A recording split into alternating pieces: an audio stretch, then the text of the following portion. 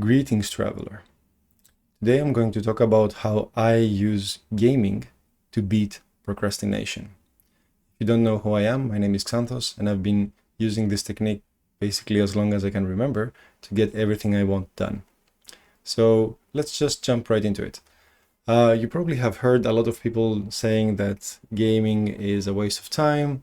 It has no benefit. It's just stalling you from doing important things, gainful things, beneficial things. But in my experience, that has not been the case at all.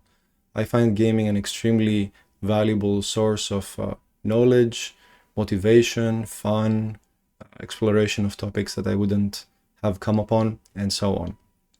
So how is it possible to use them to beat procrastination?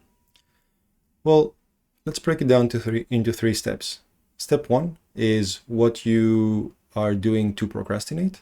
Step two is how you start when you get out of the procrastination loop. And step three is a reward, which I'm going to talk about in the end. So let's start with step one. How do you procrastinate? It's important to be simply mindful of this step. You know you have something to do, but you don't want to do it for whatever reason. It's too difficult, it's too boring, you don't want to, or whatever.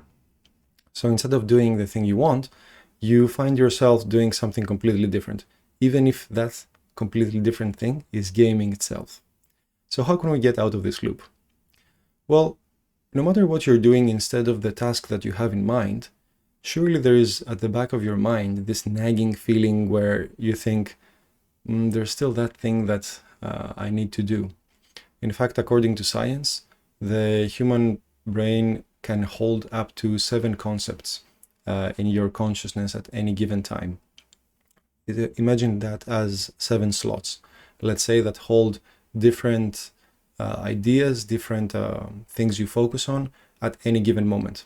And because you only have so many slots, it's impossible to do many difficult tasks at once. It would be difficult, for example, to climb a hill quickly while also playing world-class chess. You just don't have enough slots to do both of them well.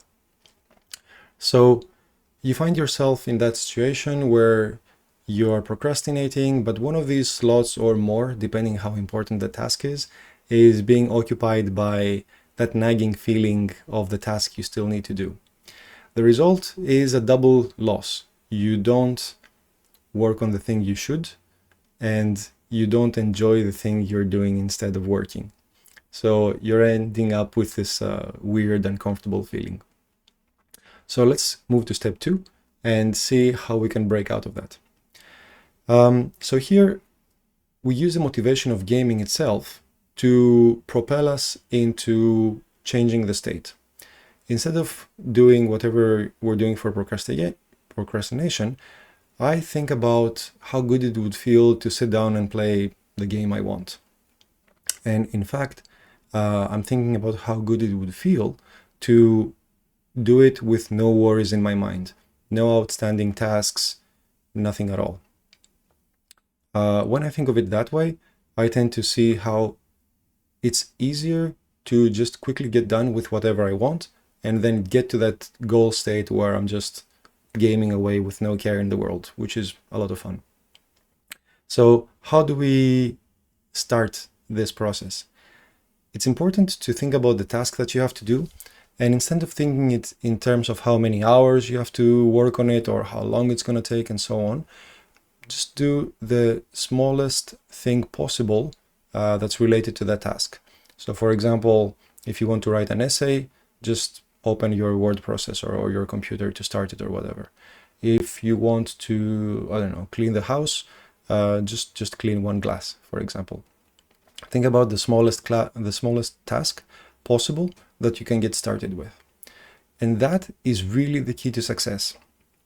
If you can get started, then it's super easy to finish the task. Why?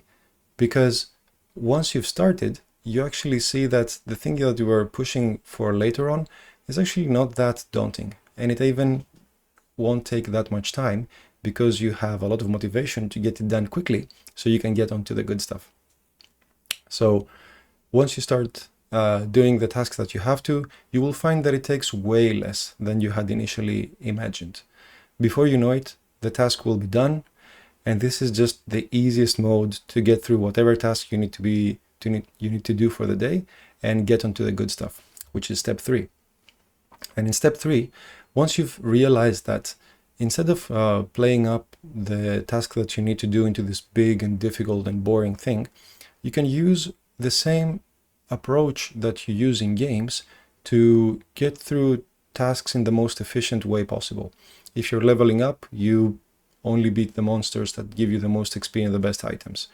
If you need to go through a dungeon, you explore it in the most efficient path possible, known to you. That is a skill, and that is power that you can use in every aspect of your life, even outside of games. And finally, when you're done with your task, you are at step 3, where not only you get to enjoy the game you want, but you get to enjoy it in the state where you have nothing else bugging you, no slots being occupied in your mind by the outstanding task that needs to be done.